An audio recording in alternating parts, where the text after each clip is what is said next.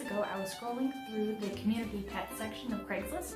We all do it, and I came across an ad. Somebody a couple towns over said that he was moving to Canada and had to rehome his ball python, bull snake, gecko, and chameleon. I'm not looking for any more snakes, but in January I was looking for a chameleon at the local reptile expo, and I decided to bring home some poison dart frogs instead. Curious, I sent him a text. In my text, I said I would get back to him tomorrow, but I did not get back to him tomorrow. $350 was a little over my budget, and female panther chameleons typically go for around $250 from breeders, so I passed on this one. But that wouldn't be a very interesting story. It doesn't end there. A few weeks passed, and I was scrolling through Craigslist again, and I saw another ad, this time for just a female panther chameleon. When I clicked on it, I realized that it was for the exact same panther chameleon. The only difference was that now the panther chameleon was free, and they were asking for an experienced reptile keeper. They said that the chameleon was severely dehydrated and needed specialized care. Even more curious now, I sent him a text.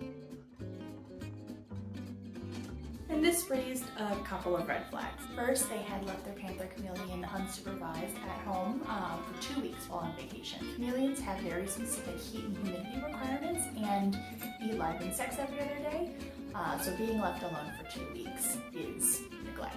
Also, laying eggs takes a significant toll on a chameleon's body, so of course she would need daily attention. Did he not realize that his chameleon was gravid before he went on vacation? I also have personal beliefs about rescuing animals from big chain stores. But it was clear that this owner was trying to do the right thing by his chameleon now, regardless of his past choices, and it's definitely not my position to judge. Plus, the enclosure looked okay. You can use some plants and sticks for more hiding and climbing, of course, but it had a misture, heat, light, and UVB. It was roomy enough, and I thought, I can do this. When I went to meet up with the owner, that was not the enclosure I was given.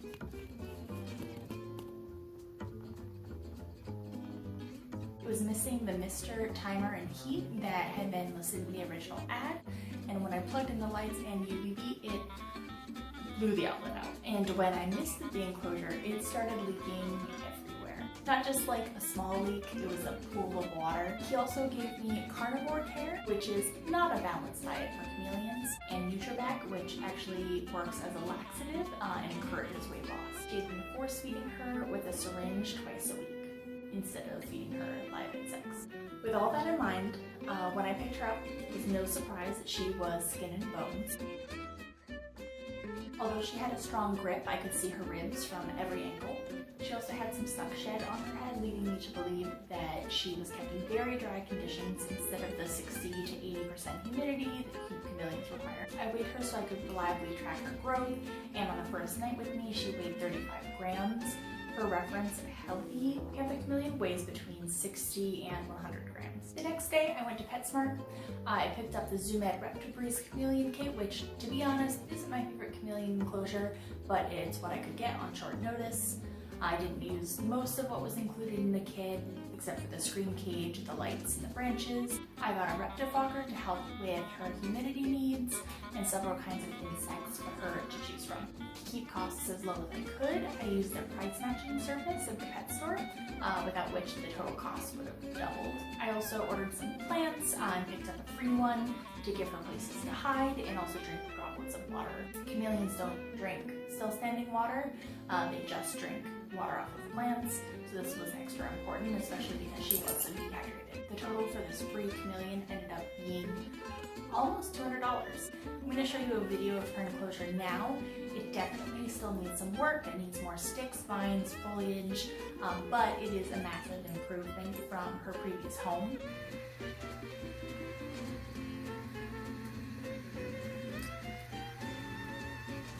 As soon as she got into her new enclosure, she started exploring. She got as close to the mister and lights as possible and soaked in the heat and the water. She climbed down into the plants to drink and hide. She immediately hunted loose crickets and superworms. She showed all of her natural chameleon behaviors given the opportunity. And we named her Person.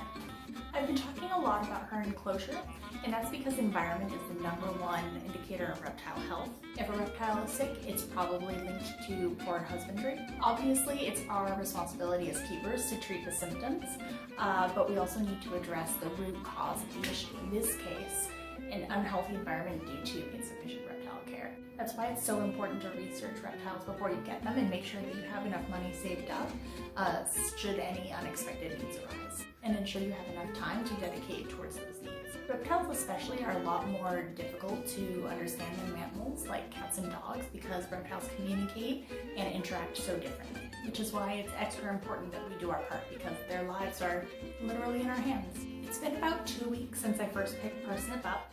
And she's eating regularly and she's put on about 10% of her original body weight, which I'm closely monitoring, so we can get her back up to a healthy weight in a healthy time span. We have a long way to go, but I'm hopeful that with proper care, Person will enjoy a normal chameleon life.